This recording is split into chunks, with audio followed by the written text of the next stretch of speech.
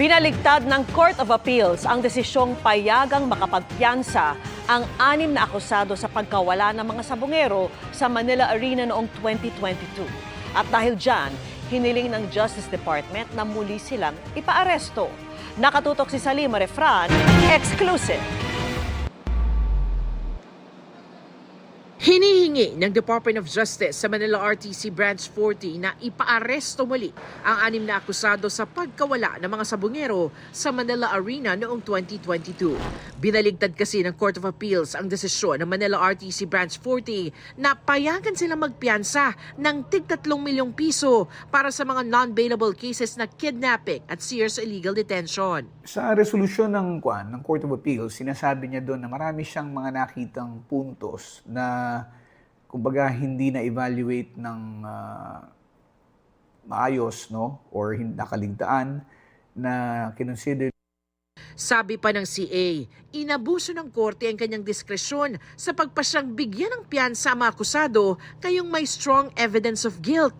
Hindi rin binigyang bigat ng CA ang recantation ng isang testigo dahil hindi naman daw nito binabawi ang naunang mga pahayag sa korte. Ang mga hiniling ng DOJ na maaresto muli ay ang mga security personnel ng Manila Arena na tinuturong huling kasama at nagsakay umano sa van sa 5 nawawalang sabungero at driver ng inarkila nilang sasakyan.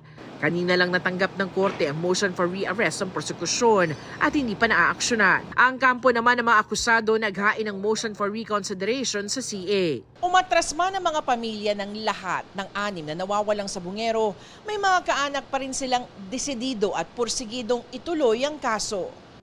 Tulad ng partner ni John Claude Inonog na si Jaja. Buti naman, pumanig rin po sa amin yung pagkakataon sa ngayon. Pero sana po, dire-diretso. Yung pinaglalaban namin, makuha na talaga namin yung hustisya. Huwag silang masiraan ng loob, no?